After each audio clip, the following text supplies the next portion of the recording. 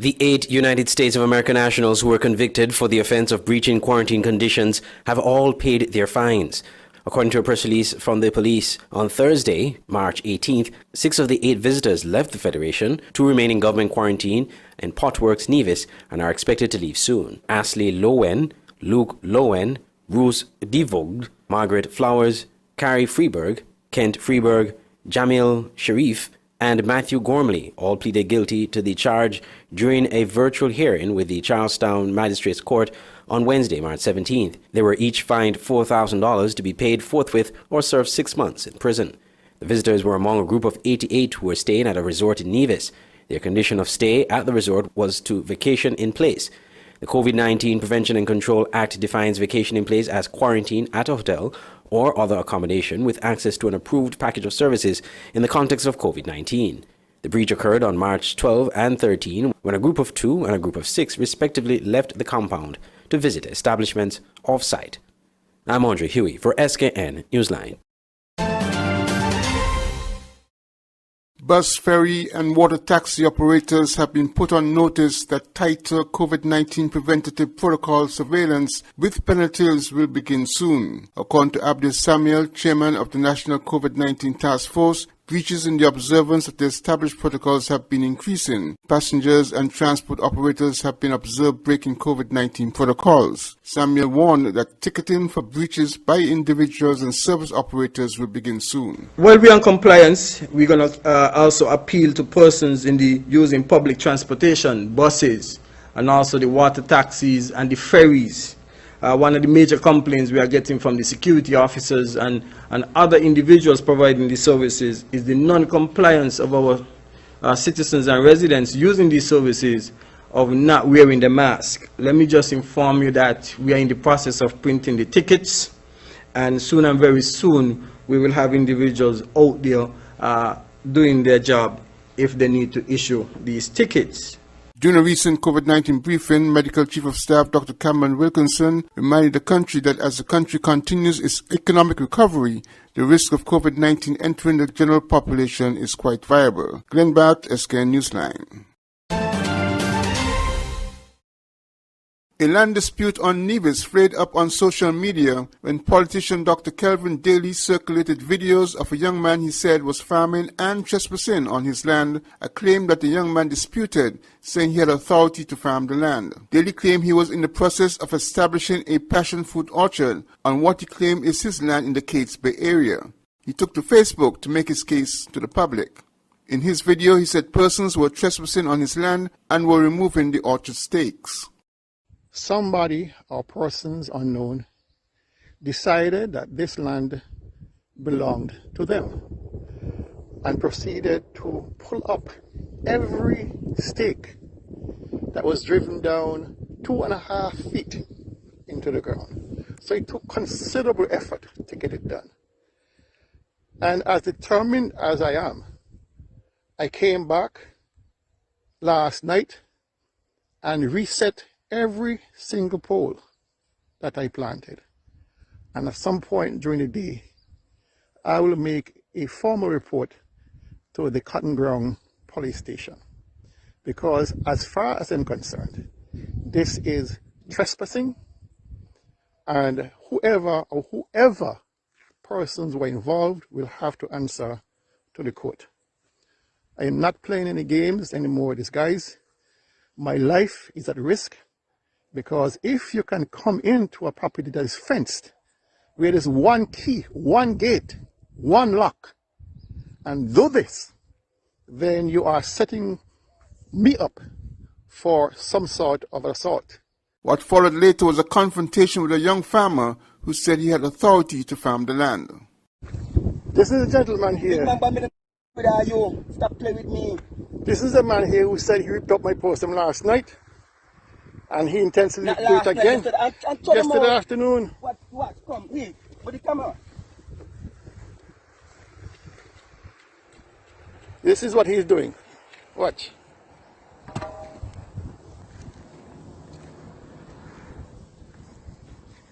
You pan me land, my brethren. You pan me land. Show me the papers you have on this land. Let me show you no papers.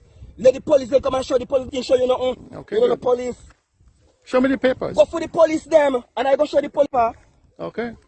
I'm just gonna film you, because you're indicting yourself right now. Where? Right Big now. man, I get papers. You see the, where your Big friends? man, I get paper from the government. No tell me nothing about nobody. Okay, good. You show them your paper.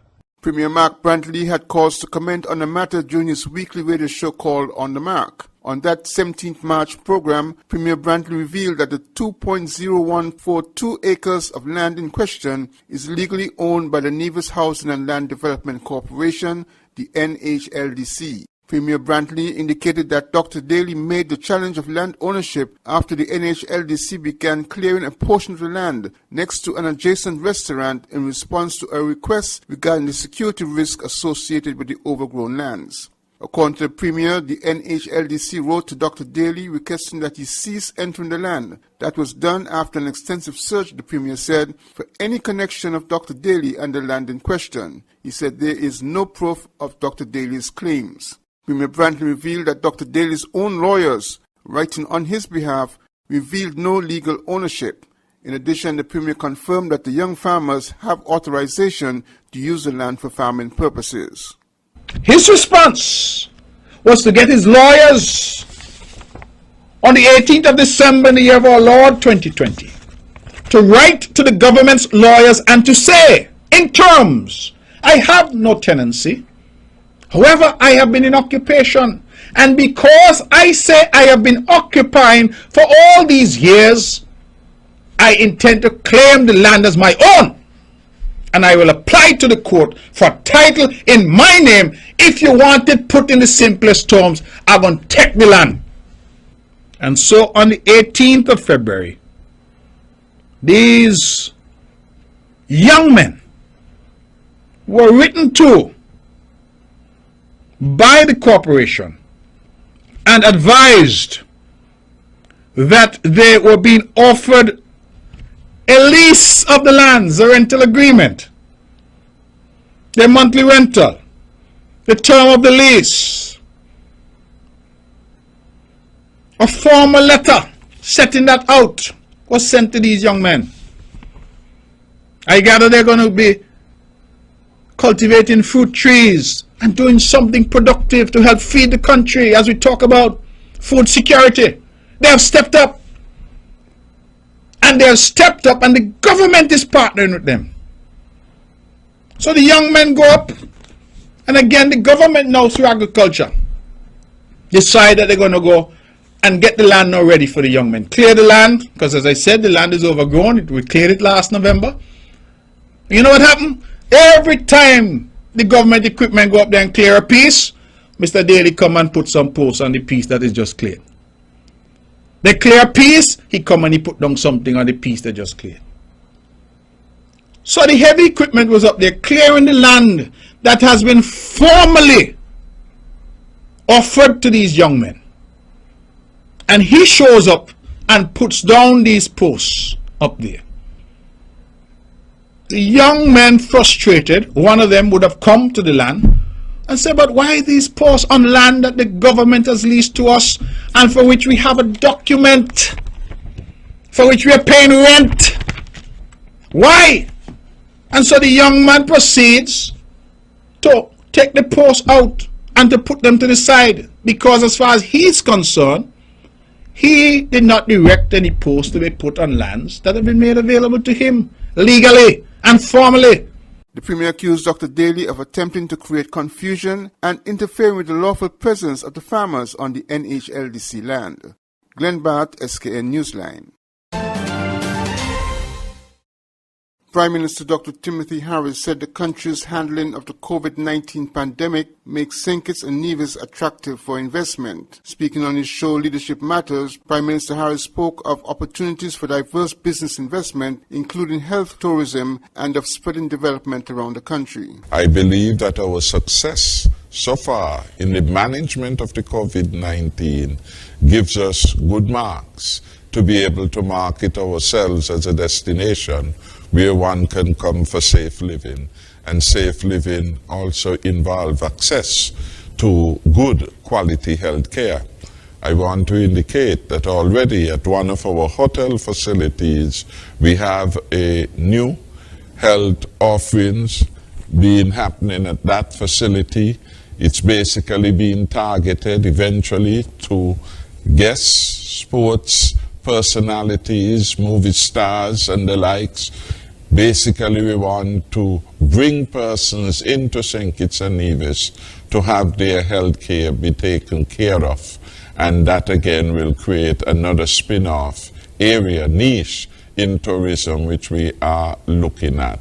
The support services that come with these things are critical, but they are work in progress.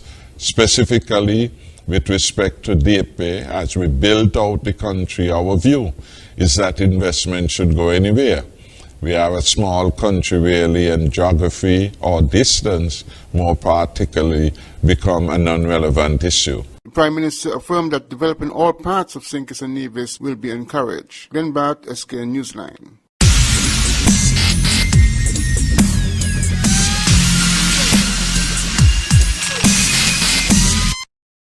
Action continued in the LV Star Brown Women's League on Thursday at the Warner Park with victories for Escrape Newtown United and Old Road. Newtown got revenge on their league rivals in last season's finals, Rand's Village Superstars, edging them 2-1, while KFC Old Road United Jets demolished Saul Island Auto Supply's Connery 12-0. Scoring for Old Road, Janae Gishard Pine in the 10th minute. Kiwandra McCall had 4 goals in the 17th, 47th, 55th, and 64th minutes. Delencia Roberts scoring a hat-trick in the 45th, 67th, and 80th minutes. Tarvia Phillip in the 63rd minute, and Lanencia Romney scoring a hat-trick in the 77th, 86th, and 88th minutes. In the second match between Escrape Newtown United and Rand's Village Superstars, as we said, Newtown winning that 2-1. Caitlin Forbes starred for Newtown, scoring both goals in the 40th and from the penalty spot in the 43rd minute. The lone goal from Village came early in the 7th minute from the penalty spot, scored by Caroline Springer. Both matches were broadcast live on the SKNFA website. First, we bring you Connery versus Old Road. Commentators Al Edwards and Andre Huey. Number 15 tries a left foot to get to Pine. It doesn't go in the direction she wants. Connery can clear. They're taking their own their time. Interpassing. 1-2 passes. Robbed by number 15 over to 12. 12 leads down the bringer. The number 9. She's at an acute angle. Can she use that left foot? No, she comes to the favorite. Slides it back to 12. Good idea. She turns her marker into Pine. Pine slams it at the goal. Goal to Old Road Jets. Jenny Pine, the scorer.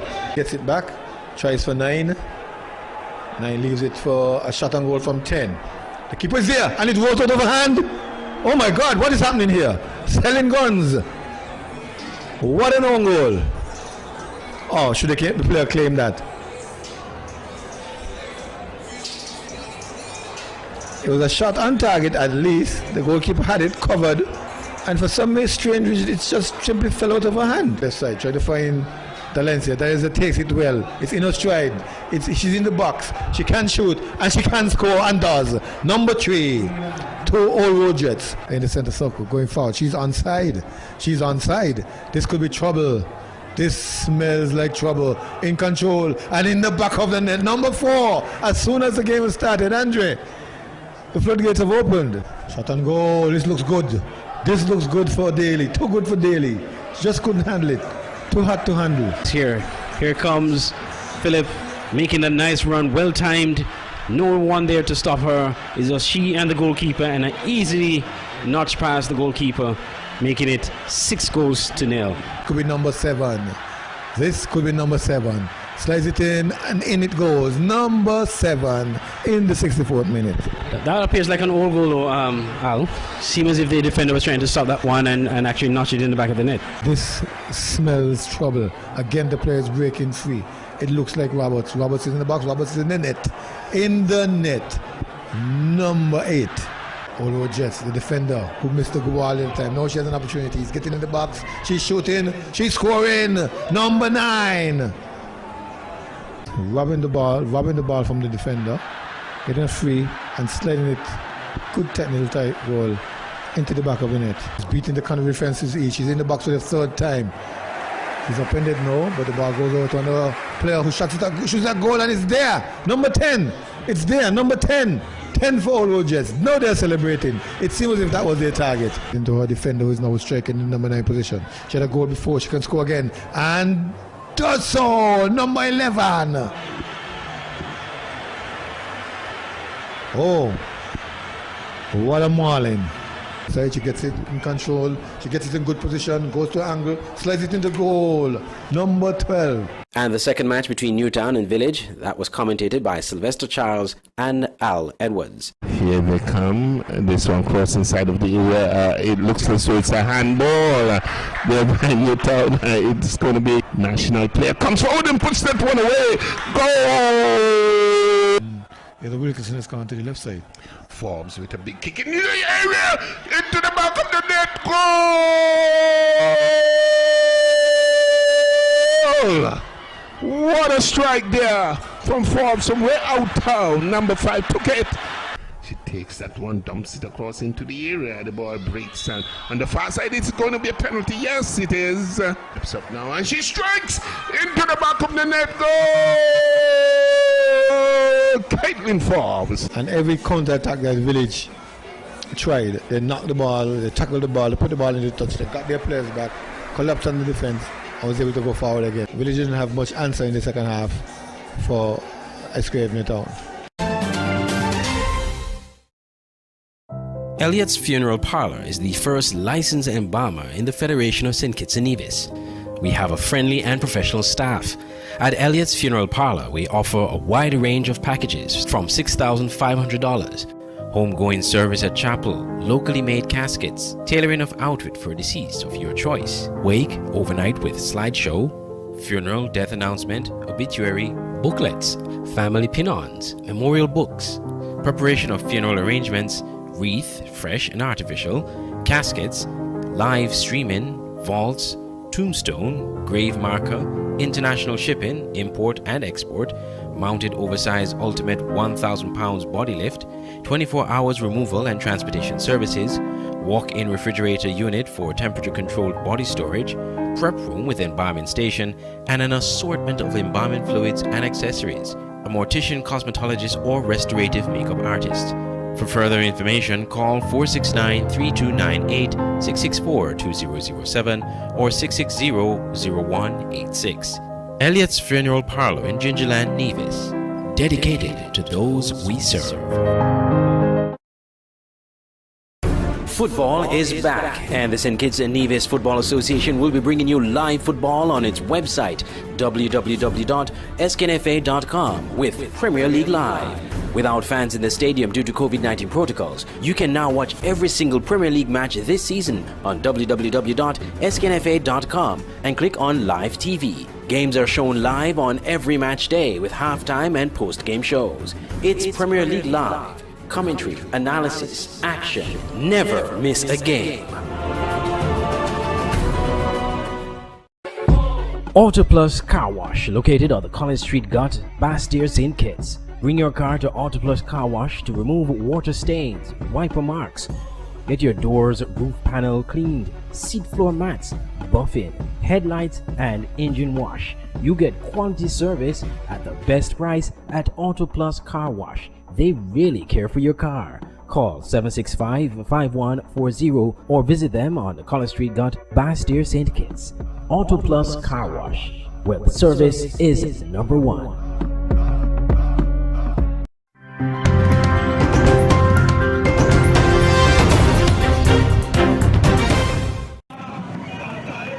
A common sight in Haiti's capital, Port-au-Prince. Protesters angry at the political, economic and health crisis gripping their nation. While roadblocks and other disruptions have been an almost daily occurrence this year, the sight of uniformed police joining the demonstrations is more recent. Masked to hide their identity, they stormed several police stations on Wednesday, setting one of them on fire and releasing 4 colleagues from police cells. They'd been accused of an alleged coup attempt against President Jovenel Moïse last month, a claim they deny.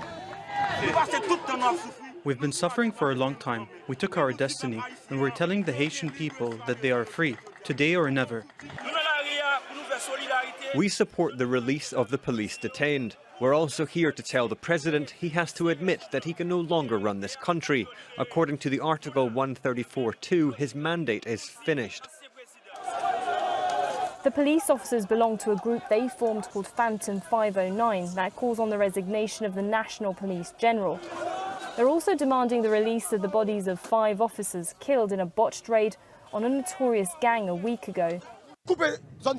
We're blocking all the roads, we're dropping our weapons, and we're not going to work at the police stations, so we send a clear message to the Director of Police and the Prime Minister to go and get the bodies of the killed officers.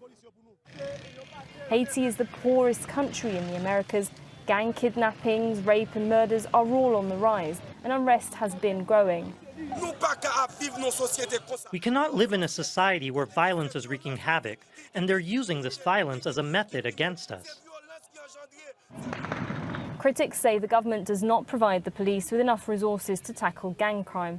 The opposition coalition, Democratic and Populist Sector, has accused President Moïse of colluding with G9, a powerful gang alliance formed last year by a former police officer to keep certain areas of the capital under control, an accusation the president denies. But on Wednesday, a state of emergency was declared for 1 month in some areas of Port-au-Prince. Sarah Khairat, Al Jazeera.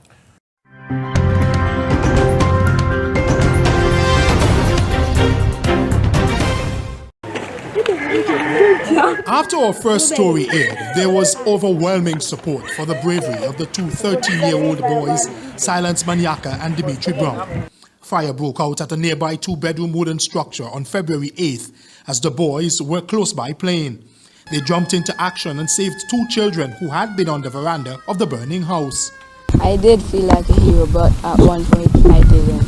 Some of my friends think it was a joke, but others think it wasn't.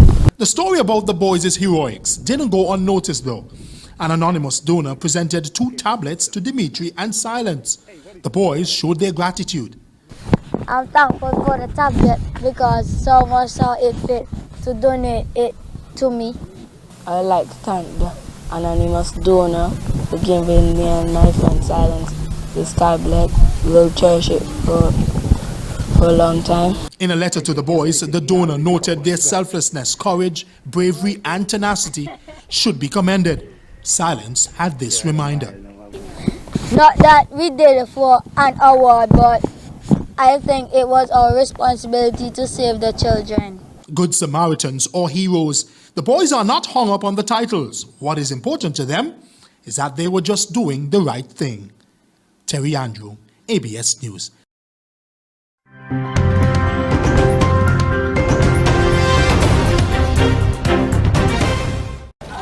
Flags on the streets of Tanzania fly at half-mast to mark the death from heart failure of President John Pombe Magufuli, a man who is as divisive in death as in life. The news, though, did not come as a great surprise. There's been speculation over his health, including rumors of COVID-19 infection, since he disappeared from the public spotlight 3 weeks ago. But for a man of his stature, Magufuli's death has shaken the country and also shown the split in his support.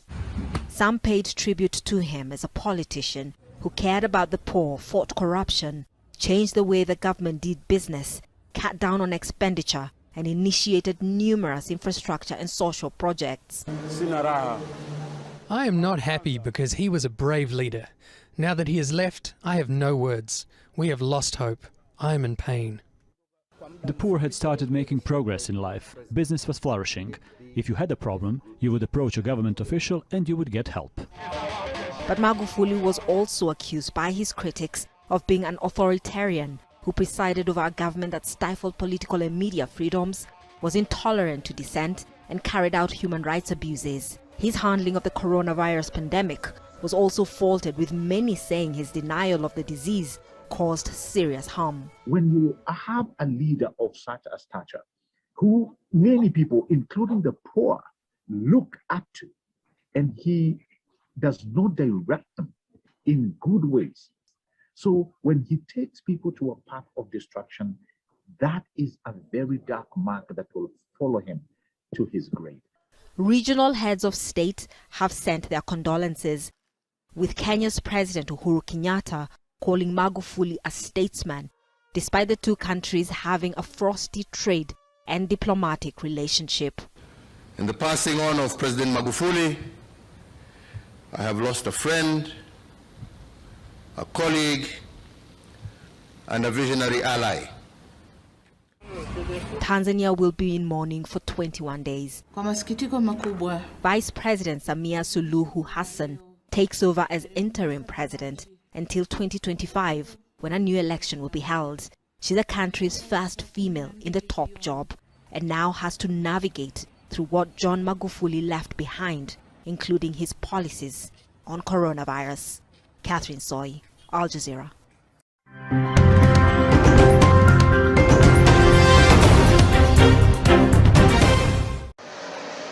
With coronavirus vaccine supplies still tight and demand overwhelming, authorities in the U.S. are denouncing queue jumpers and vaccine cheaters. In California, an unknown number of ineligible people signed up for vaccine appointments using online codes reserved for underprivileged and minority communities. In Florida, officials say 2 younger women dressed up as grannies to trick vaccinators. They were caught and turned away. I'm not allowed to be here no more. In Maryland, fights nearly broke out at a drive-through vaccination center when people started cutting in line. And in Washington state, the governor rebuked a hospital system that gave special vaccine access to administrators. That is not acceptable for us. We need to give everybody a fair shot. A Beverly Hills doctor who treats wealthy and influential people says he's bombarded by requests for special treatment. Hundreds of phone calls, same question. Do you have the vaccine? When will you get the vaccine? How can we get the vaccine? Don't have it. What can we do? How much can we pay? We're willing to make donations, etc. But whatever is possible, they're willing to do in order to get the vaccine for themselves. How many cheaters are there? There's no accurate numbers.